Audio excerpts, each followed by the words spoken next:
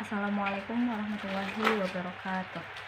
Kami dari kelompok 2 akan mempresentasikan materi tentang keterampilan berbicara mata kuliah keterampilan berbahasa dan sastra Indonesia yang beranggotakan Nailul Autor Fajrul Falah dengan NIM 230 96 041, Siti Nurhalisa dengan NIM 230 96050 dan Nabilah dengan NIM 230 96057.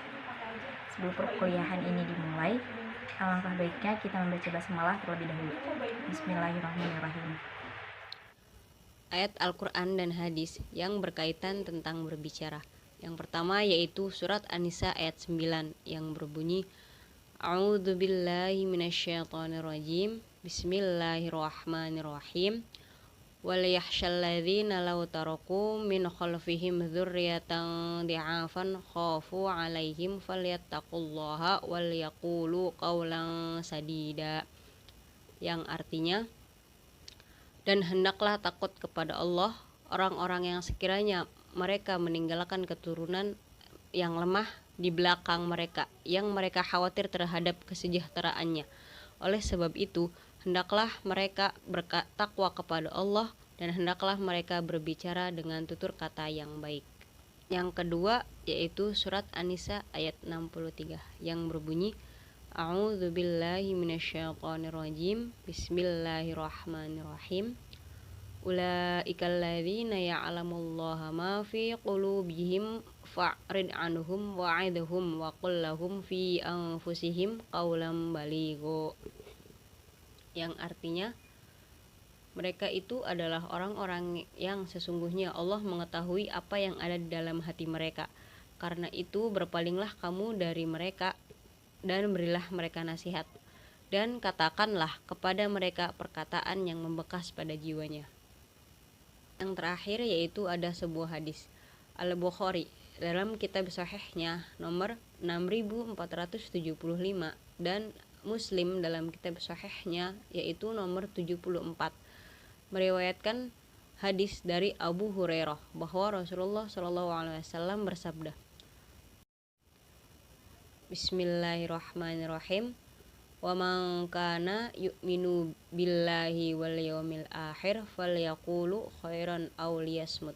Yang artinya, barang siapa yang beriman kepada Allah dan hari akhir, maka hendaknya dia berkata yang baik atau diam. Imam Nawawi berkomentar, hadis ini ketika menjelaskan hadis-hadis arba'in. Beliau menjelaskan, Imam Syafi'i menjelaskan bahwa hadis ini adalah apabila seorang hendak berkata, hendaklah berpikir terlebih dahulu. Jika perkataannya tidak ada membawa madorot, maka silahkan berbicara. Jika perkataannya kemungkinan membawa madorot atau ragu, lebih baik untuk diam atau tidak usah berbicara. Pengertian berbicara. Menurut Siddharto, berbicara adalah sesuatu yang khas pada manusia, karena berbicara merupakan salah satu sistem komunikasi yang kompleks di mana seseorang mengutarakan pendapat tersebut atau ide, perasaan, hati, berdialogi atau bersosialisasi. Sedangkan menurut Tarigan, berbicara adalah kemampuan mengucapkan bunyi-bunyi, artikulasi atau kata-kata untuk mengekspresikan, mengatakan, serta menyatakan pikiran, gagasan, dan perasaan. Pengertian kemampuan berbicara. Menurut Dier, kemampuan berbicara adalah berbagai bunyi yang dibuat orang dengan mulut mereka untuk menyampaikan suatu pesan. Hal tersebut merupakan suatu sarana yang digunakan untuk berkomunikasi. Kemampuan berbicara berhubungan dengan kesanggupan seseorang menghasilkan suatu bunyi-bunyian melalui mulut dengan cara mengkomunikasikan suatu pesan yang ingin disampaikan dengan tujuan untuk memudahkan seseorang berinteraksi dengan orang lain atau dengan lingkungan sekitar. Tujuan berbicara secara umum adalah karena adanya dorongan atau keinginan seseorang untuk menyampaikan pendapat atau gagasannya kepada orang lain. Sedangkan tujuan dari pembelajaran keterampilan berbicara yaitu agar siswa dapat mengkomunikasikan ide, gagasan, atau pendapatnya secara lisan dan dapat mengkreasikan ilmu pengetahuan dan pengalamannya. Kedua, memiliki kegemaran berbicara kritis dan kreatif. Adapun pencapaian dari pembelajaran keterampilan berbicara.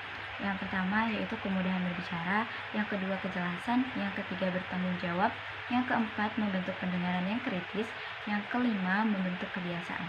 Indikator dalam keterampilan berbicara. Yang pertama yaitu ada kelancaran berbicara. Dalam berbicara harus lancar, tidak tersendat-sendat ataupun tidak tergesa-gesa. Yang kedua yaitu ada ketepatan pemilihan kata atau diksi. Dalam pemilihan kata ini menggunakan kata yang sopan, tidak ambigu dan tidak menyinggung perasaan orang lain serta sesuai dengan topik pembicaraan. Yang ketiga yaitu ada intonasi dan jeda, yaitu dengan menggunakan suara yang lantang dan keras sehingga dapat didengar oleh para audiens.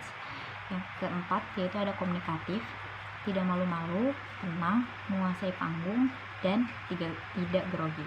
Persiapan sebelum berbicara. Yang pertama, menganalisis tujuan, mentransfer pengetahuan secara akurat, menumbuhkan minat, mendorong perubahan perilaku, dan merangsang imajinasi atau kreativitas. Yang kedua yaitu menentukan kata kunci dengan cara menggarisbawahi kata-kata yang penting saja yang akan disampaikan nanti ketika saat berbicara. Yang ketiga yaitu adalah pemahaman suasana teks, seperti suasananya riang, sedih, gembira, takut, dan lain sebagainya. Yang keempat yaitu ada gestur, membantu menyampaikan secara jelas. Yang kelima yaitu adalah pemilihan strategi berdasarkan teks. Selanjutnya, strategi berbicara. Strategi berbicara ini ada 4. 1. Impromptu. 2. Hafalan. 3. Naskah. Dan yang keempat, ekstemporan. 1. Impromptu. Strategi ini sering juga disebut dengan strategi spontan karena tidak ada persiapan pembicara dari awal. Jadi sifatnya yaitu spontan. Yang kedua, hafalan. Pembicara sudah menyiapkan naskah pidatonya, kemudian menghafalkan kata demi kata. Yang ketiga, naskah. Pembicara membawa catatan kecil, catatan yang penting-penting, lalu disampaikan ketika di panggung. Yang keempat, ekstemporan. Pembicara membacakan naskah atau teks yang sudah disusun sebelumnya. Selanjutnya, metode berbicara. Menurut Tarigan, metode pengajaran berbicara itu ada 4. 1. Percakapan. 2. Bertelepon. 3. Wawancara. Dan 4. Diskusi. 1. Percakapan. Percakapan sering kita lakukan setiap harinya. Percakapan adalah pertukaran pikiran atau pendapat mengenai suatu topik tertentu antara 2 orang ataupun lebih. Yang kedua, bertelepon. Bertelepon juga sering kita lakukan setiap harinya. Tujuan bertelepon adalah menyampaikan pesan atau berita. Penggunaan telepon menuntut syarat-syarat tertentu antara lain berbicara dengan bahasa yang jelas, singkat, dan lugas. Wawancara atau yang sering kita sebut interview. Wawancara dapat digunakan sebagai metode pengajaran berbicara. Pada hakikatnya, wawancara adalah bentuk kelanjutan dari percakapan atau tanya jawab, seperti wartawan mewawancarai pejabat, artis mengenai isu tertentu. Yang keempat adalah diskusi. Diskusi ini sering kita lakukan di dalam kelas maupun di luar kelas. Menurut Kim Ho-Niao dalam Tarigan, diskusi ialah proses pelibatan 2 atau lebih individu yang berinteraksi secara verbal dan tatap muka mengenai tujuan yang sudah tentu melalui cara tukar-menukar informasi untuk memecahkan masalah.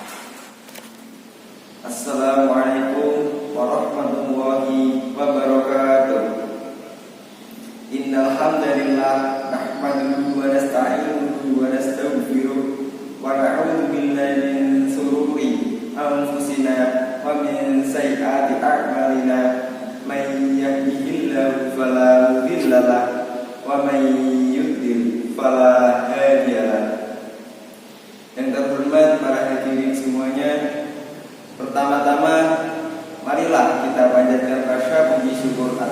kehadirat Allah Subhanahu wa taala.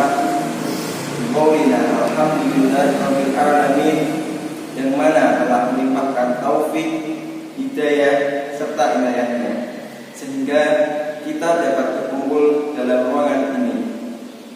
Kedua kalinya sholawat beserta salam tak lupa kita sanjungkan kehadiran beliau Nabi Agung Nabi Muhammad Sallallahu Alaihi Wasallam. Qaulina Allahumma sholli ala Sayyidina Muhammad wa ala ali Sayyidina Muhammad, yang mana kita nantikan syafaat umatnya nanti di yaumul kiamat. Amin. Tiga kalinya saya di sini akan membawakan pidato yang bertema ukhuwah dan kebersamaan. Apa itu ukhuwah? Dalam suatu majelis Rasulullah SAW pernah bersabda, yang artinya akan ada masa di mana umatku akan menjadi seperti buih-buih yang ada di lautan. Lalu seorang sahabat bertanya, mengapa demikian ya Rasul? Kemudian Rasul pun menjawab, akan ada masa di mana umat Islam begitu besar, namun sangat mudah untuk dicerai-berai. Ukhuwah begitu penting bagi umat Islam, tapi ada beberapa orang yang mengorbankan ukhuwahnya demi kepentingan politik, sosial, ataupun kepentingan pribadi yang lainnya. Padahal sudah sangat jelas dijelaskan dalam surat Al-Hujurat ayat 10 yang berbunyi, A'udzubillahi minasyaitonirrajim, innamal mu'minuna ikhwatun fa aslihu baina akhawaykum, yang artinya sesungguhnya orang mukmin dengan orang mukmin yang lain adalah saudara seperti bangunan yang saling menguatkan. Oleh karena itu, mari kita jalin ukhuwah dan kebersamaan bersama-sama. Demikian yang dapat saya sampaikan. Akhirul kalam. Wassalamualaikum warahmatullahi wabarakatuh.